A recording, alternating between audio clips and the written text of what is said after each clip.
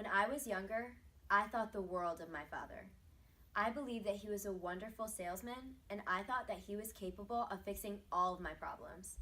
I looked up to him, and I respected him. As a kid, my father always believed in me. He had high hopes and dreams for me, and I feel as though I let him down because he put me on a pedestal that I didn't deserve to be on. As I grew older, I became aware that my father was trying to live vicariously through me.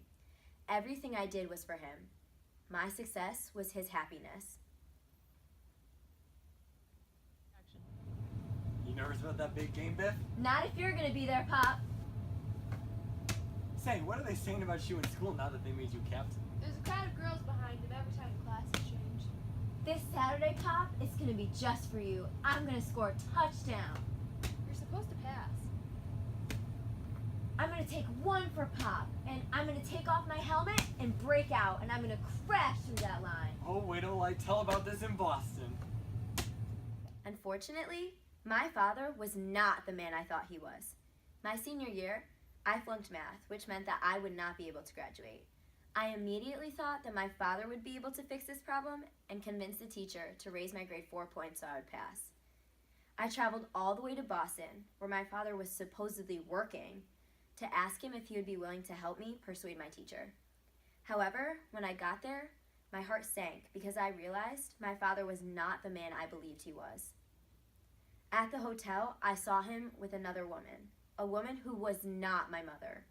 He betrayed me, he betrayed my mother, and he betrayed our entire family. It was then that I realized I no longer cared what my father thought of me. I had no desire to please him anymore, and I didn't care if I flunked math. The dreams that I was so desperately chasing were his dreams, not mine. I would never be who he wanted me to be. After that, our relationship crumbled. In fact, I resented him because he was a fake. And you, what happened to the love you had for him? You guys used to be pals. He used to call him on the phone every night. He used to be so lonely till he could come see you. All right, I'll settle. I'll live here and get a job, and I'll just stay out of his way. No, Biff. You can't stay here. All you ever do is fight. He kicked me out, remember? I never knew why. Because he's a fake, and I'm the only one who knows it, and he doesn't like keeping people around here that know. A fake? In what way? What do you mean? That's between me and him. Don't blame this all on me. As my life progressed, I stopped acting with him in mind. I pursued my own passions by becoming a farmer. I know he hates me for it. Pop, I'm sorry I let you down, but at least I knew who I was. It's hard to talk about who you were when you didn't even know yourself.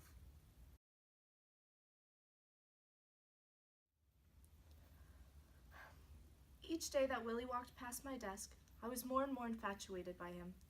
He was different than all the other salesmen that I'd ever met. At least I thought he was. He had such humor and poise. He seemed to know the right things to say. I wanted him. And he made it seem as though he wanted me. I get so lonely when business is bad or there's no one to talk to. I get this feeling that I'll never make another sale, that I won't make a living for us, or a business for the boys. There's just so much I want to make for... Me? You didn't pick me, Willie. I picked you. You picked me? I did. I sit in the office and watch all the salesmen go by day in and day out. But you have such a humor about you. And we do have a good time together, don't we? Sure. Why do you have to go now? It's 2 o'clock. Nah, come on in. My sisters will be scandalized when you come back. About 2 weeks. Will you come up again? Sure thing. You do make me laugh, and it's good for me. And you're a wonderful man. You picked me, huh? I mean, you're so sweet and such a kidder. Well, I'll see you next time I'm in Boston. I'll make sure to put you right through to the buyers. Right. Well, bottoms up. You kill me, Willie. I didn't know him the way that most of you did. In fact, I believe we knew 2 different Willies. I did not intend to hurt anyone. I was lonely, and he made me feel like I had someone. I was alone. He was there. I thought being with Willie would change this. There was nothing I could do, though. Being with him didn't feel like it filled the gap of loneliness. Seeing him and his family made me feel even more lonely, knowing that wasn't me he had shared it with. Aren't you gonna answer the door? I ain't expecting nobody. Why don't you have another drink and stop being so damn self-centered? I'm so lonely. You know you ruined me, Willie. The next time you come to the office, I'll send you right through to the buyers. No more stopping at my desk, Willie. You ruined me. That's nice of you to say. Gee, you are self-centered. Why so sad? You're the saddest, most self-centeredest soul I ever did seesaw. Come inside, drummer boy. It's silly to be dressing in the middle of the night. Aren't you gonna answer the door? He's knocking on the wrong door. But I felt the knocking. I thought I loved him. At one point, maybe I did. He wasn't a bad man. He was just lonely. A different kind of lonely. We tried to fix each other, whilst only hurting ourselves in the process. When loneliness and loneliness collide, it doesn't equal love. Willie wasn't only a good neighbor, he was my dear friend. We had each other's backs. When he was out of a job, I tried to offer him one at my business. I got a job, I told you that. What the hell you keep offering me a job for? Don't get insulted. Don't insult me.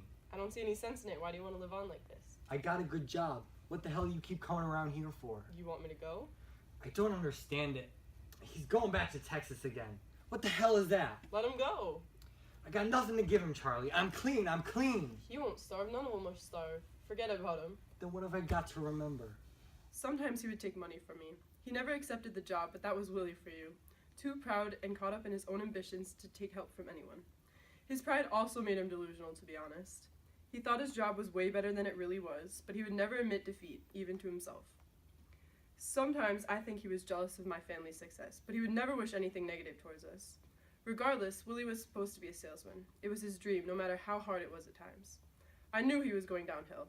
At the end, he was self-destructive, delusional, and hopeless when it came to his life. He didn't deserve to end his life. He was a happy man with a batch of cement. He's wonderful with his hands. He had all the wrong dreams, all wrong. Don't say that. He didn't know who he was. Nobody blame this man. You don't understand. Willie was a salesman, and for a salesman, there is no rock bottom for life. He didn't put a bolt to a nut. He didn't tell you the law or give you medicine. He's a man way out there in the blue, riding on a smile and a shoe shine. And when they start not smiling back, that's an earthquake. And then you get yourself a couple spots in your hat and you're finished.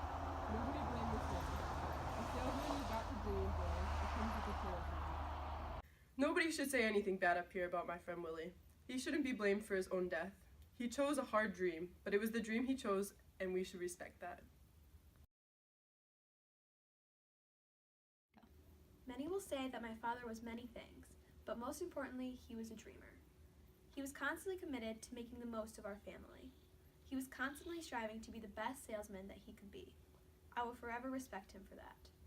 My father was the epitome of the chase for the American dream. When he had something to believe in, he fought for it. That was dumb. What'd you do that for? I don't know. I wanted to take something. I don't know, Hap. You gotta help me. I'm gonna tell Pop. You crazy? For what? Hap, he's gotta understand that a man like that doesn't lend that kind of money to me. He's been spiting me all these years, and it's eating me alive. That's just it. You tell him something nice. I can't. Say you got a lunch date with Oliver tomorrow. So what do I do tomorrow? You leave the house tomorrow and come back at night and say Oliver's thinking it over. And he thinks it over for a couple of weeks, and it gradually fades away, and nobody's the worse. But it'll go on forever. Dad is never so happy when he's looking forward to something. Although he may not have achieved all of his goals, he vicariously continued his journey to success through his sons. I know my father was always hard on me because he wanted me to be able to live the life he so desperately wanted. I was never oblivious to the fact that he was more concerned in Biff's success than my own, but I swear I will make it up to him now. If you're listening to this, Dad, I promise you, I will remodel my life for you. The man didn't know who he was. Don't say that. Why don't you come with me, Happy? I'm not like that easily. I'm gonna stay right here in this city, and I'm gonna beat the racket. I will get a wife. I know I haven't had the most stable dating history, but I will make things right. I'll find someone smart and beautiful and will be so in love. I promise you, I will make a living for myself. I will be the greatest salesman and get a successful job. Maybe one day I'll be as good as my old man. I'll be swimming in money, disposing of it as I please. I'll have it all. Your death will not be in vain.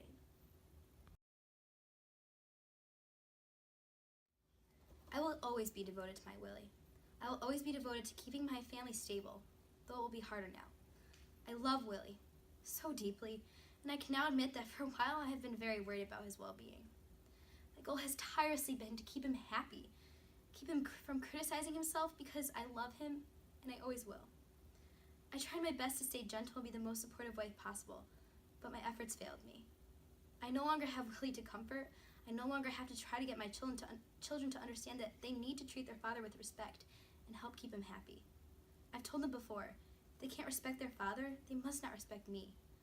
They aren't loyal to Willie like I am. You're such a boy. You can't just go away for a year and...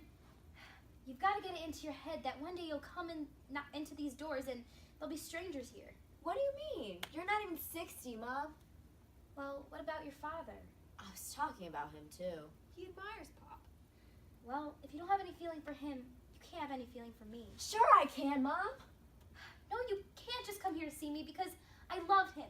He's the dearest man in the world to me, and I won't have anyone making you feel unwanted and low and blue. You've got to make up your mind now, darling. There's no leeway anymore. Either he's your father you come to respect, or else you're not welcome here anymore. I know he's not easy to get along with. No one knows that better than me, but... Hey, Biffo. What the hell's the matter with him? Don't! I see now that sometimes no matter how hard you try, how many times you tell someone they are important, it just won't be enough. Sometimes there just is no way out. Willie was such a good man. My husband and my love. I always told him what he meant to me. I'm fat. I'm very foolish to look at, Linda.